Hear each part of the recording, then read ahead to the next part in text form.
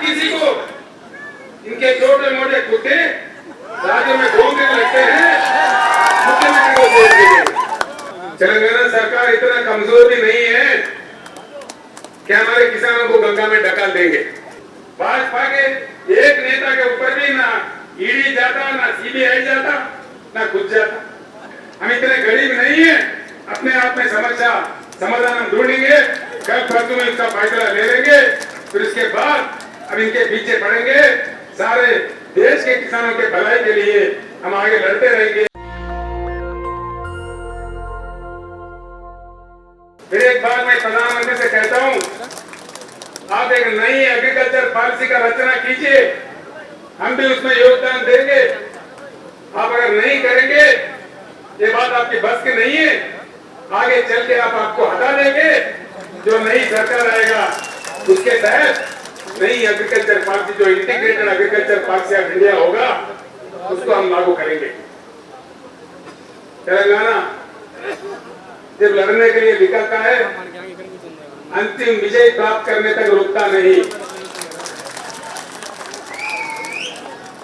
राकेश जी, एक अजीब बात है, तो हमारे किसान दान हो गए। कहीं तो बोलो तुम ये उल्टा पलटा बोलते हैं। बड़ा चमत्कार, इन्होंने कहा जी क्रॉप बदल दो। हमने किसानों के कहा भाई क्रॉप बदल दो। क्रॉप बदलाव की बात हमारे कृषि मंत्री कह रहे थे, सारे एमएलए कह रहे थे, सारे मंत्री कह रहे थे, गांव गांव में हमारे सरपंच भी कह रहे थे भैया क्रॉप बदलना चाहिए। लेकिन इन्हीं के दो आदमी, एक आदमी है केंद्र कैबिनेट में मंत्री किशन रेड्डी जी, दूसरे इनके पार्टी के अध्यक्ष, भारतीय जनता पार्टी के अध्यक्ष तेलंगाना राज्य के, कह रहे थे कि धान उगाओ, धान उगाओ, हम खरीदेंगे। उनको उचका बहका के धान उगाने पर कह रहे थे कि उगाओ, हम खरीदेंगे। मुख्यमंत्री की बातों में आने की जरूरत नहीं है, ये उनका कहना था। है टीवी आपके पास? कहाँ है टीवी? उस राइस को, चावल को, पैडी को केंद्र सरकार के द्वारा खरीदने का सिलसिला चलता है। मैं कल ये बताया, जो एग्जिस्टिंग जो क्रॉप है, जितने भी वो वाइल्ड राइस हो, रा राइस हो, केंद्र सरकार पूरा भारत सरकार खरीदने वाले हैं। ప్రతి గింజ కొంటా చెప్పి కిషన్ రెడ్డి గారు చెప్పారు, నేను చెప్పిన పండించిన ప్రతి గింజ కొనే మాట ఇస్తున్నాం, ముఖ్యమంత్రి మాటలని మోసపోకండి అని చెప్పి క్లియర్ గా ఆ రోజు చెప్పినాం. దానికి కట్టుబడినాం. ఇలా దీనికి అనుగుణంగా మా కేంద్ర మంత్రి పీయూష్ గోయల్ గారు పార్లమెంట్ లో ప్రకటన చేశారు. దాన్ని గుర్తుంచుకోవాలి. ये किशन रेड्डी साहब का टीवी का बयान है जो हमने अभी प्रदर्शित किया। वो तो कह रहे थे एक एक दाना दाना दाना हर दाना खरीदेंगे। अब किधर गए वे लापता। गजब की बात है, सारे तेलंगाना के जनप्रतिनिधि आए दिल्ली में धरना प्रदर्शन करने। भाजपा का षड्यंत्र देखो, हैदराबाद में हो धरना कर। कितने गंदी बात है। क्यों कर रहे हो भाई? इसलिए धरना कर रहे हो? शर्म करो अपने आप पे, कम से कम शर्म तो होना चाहिए।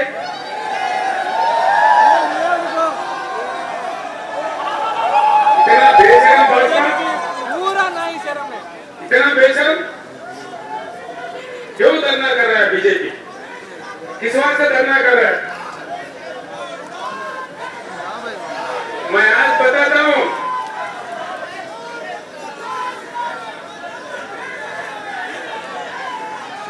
हम इतना कमजोर नहीं है।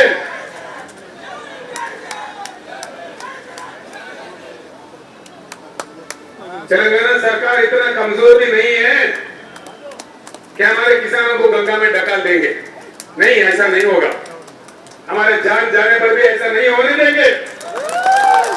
बचाएंगे हमारे किसानों को।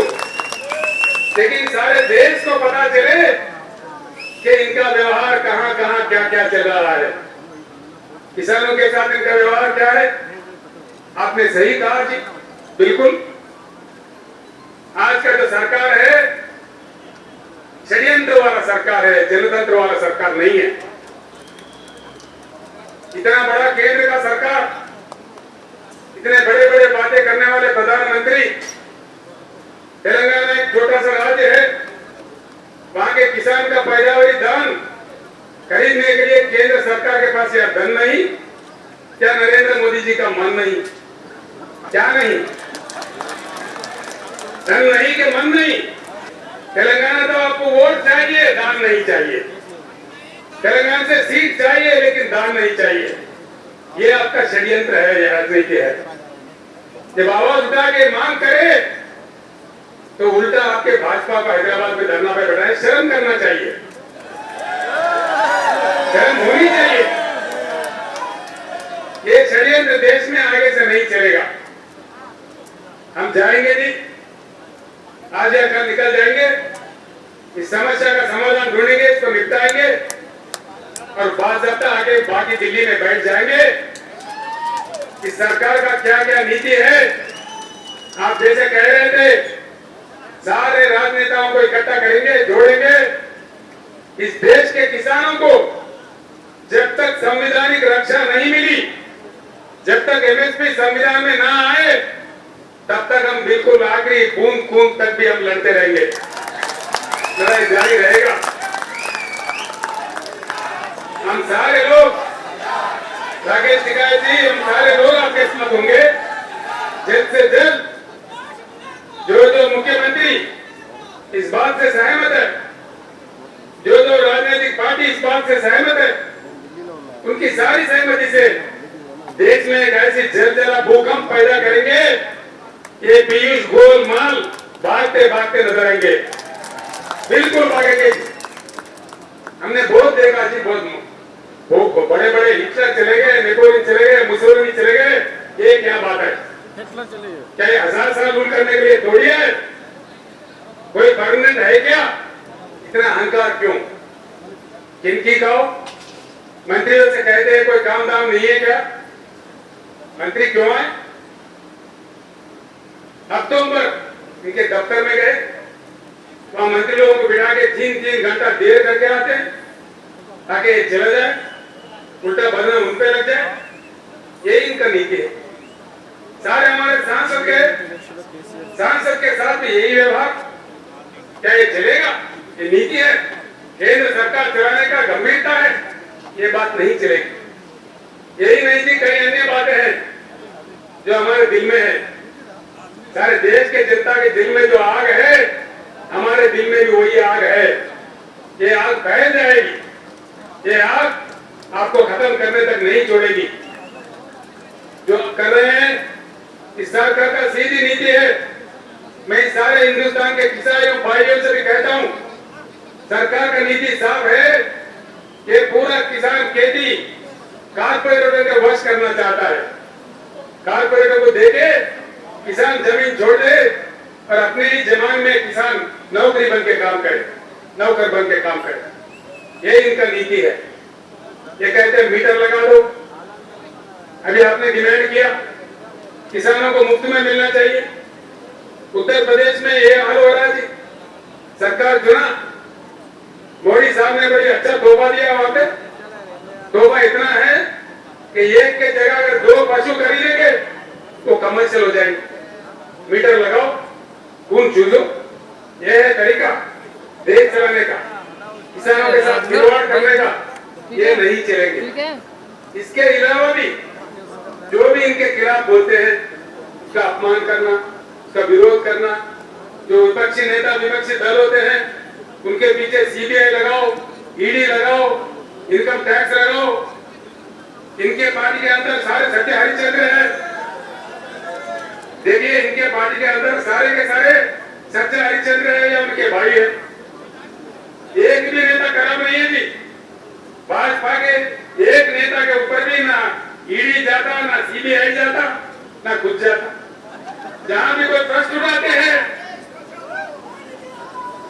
देखो ये लोग कहने लग जाते हैं जी, हर राज्य में इनका एक तमाशा बना हुआ। चंद ही दिनों में मुख्यमंत्री को हम जेल भेजेंगे। हमने कहा आओ दम है तो आओ, उसको फोन कर दीजिएगा, आ जाओ दम है तो आ जाओ।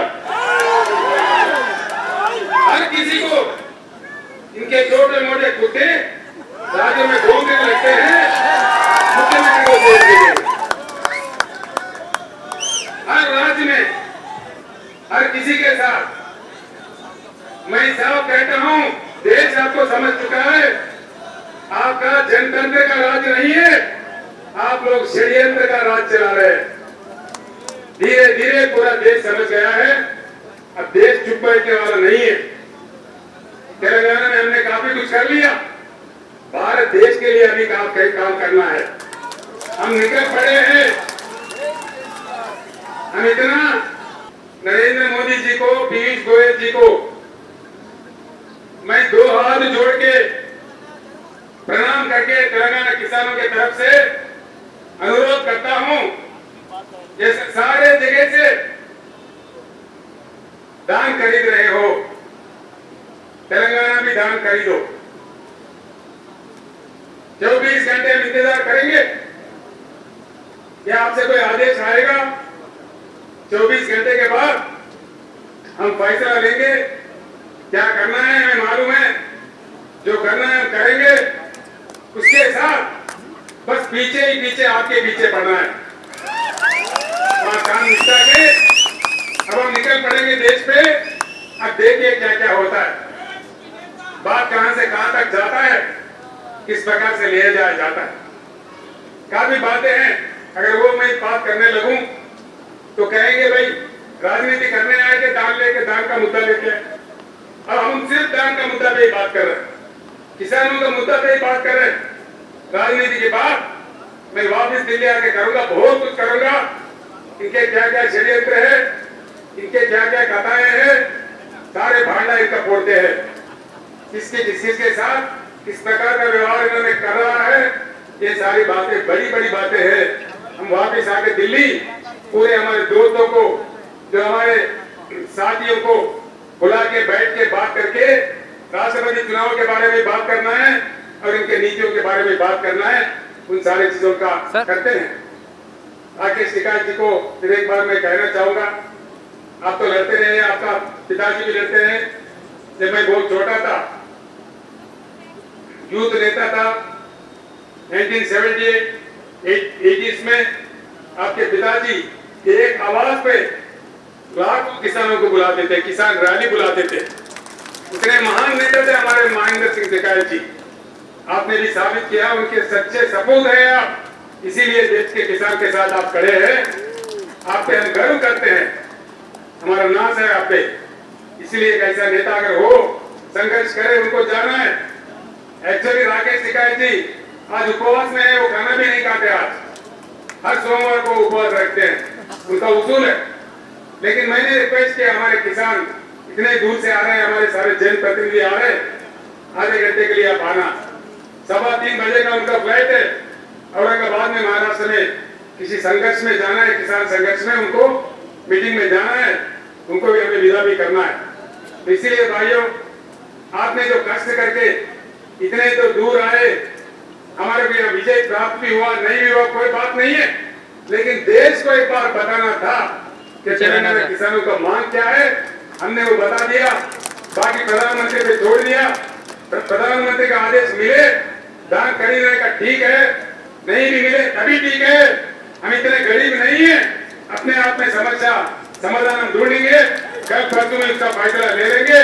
फिर इसके बाद अब इनके पीछे पड़ेंगे, सारे देश के किसानों के भलाई के लिए हम आगे लड़ते रहेंगे। जय तेलंगाना, जय हिंद। नेशनल दस्तक की आपसे गुजारिश है कि अगर इसको बचाना चाहते हैं तो नेशनल दस्तक को सब्सक्राइब करने के लिए रेड कलर के सब्सक्राइब बटन को दबाएं, फिर बेल आइकन की घंटी दबाएं। नेशनल दस्तक को बचाने के लिए बहुत जरूरी है कि हर खबर को शेयर करें, लाइक करें, कमेंट जरूर करें।